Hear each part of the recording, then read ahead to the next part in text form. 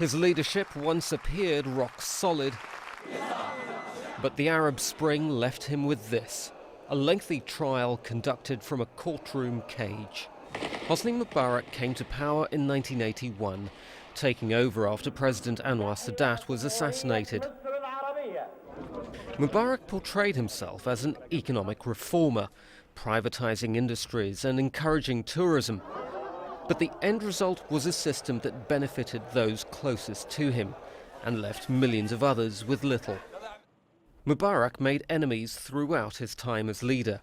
He survived 6 assassination attempts, and armed groups repeatedly targeted the tourism industry he built. Nobody in the world could ever give you 100% guarantee in any place in the world. He responded by clamping down, not just on the potential attackers, but on almost any perceived opponents.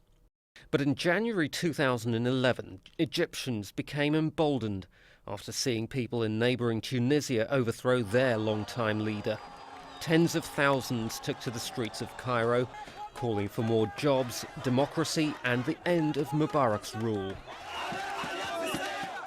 People from all classes and religious backgrounds came together.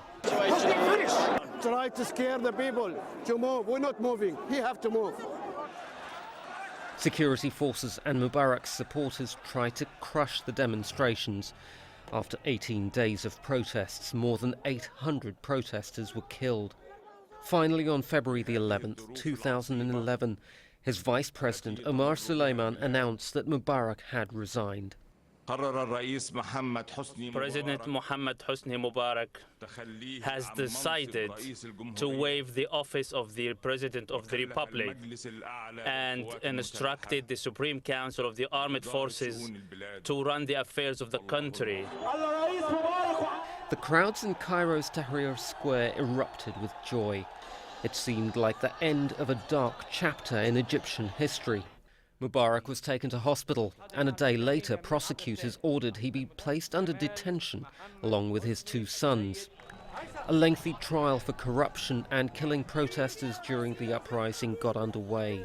Over a year later, Mubarak was found guilty of failing to stop the killing of protesters and jailed for life.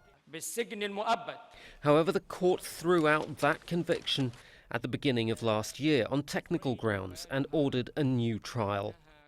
Separately, another court sentenced him in May to 3 years for corruption. His sons received 4-year terms. But after a year under the democratically elected Mohamed Morsi, Egyptians are again under the rule of a military-backed government. Azhar Sukri, Al Jazeera.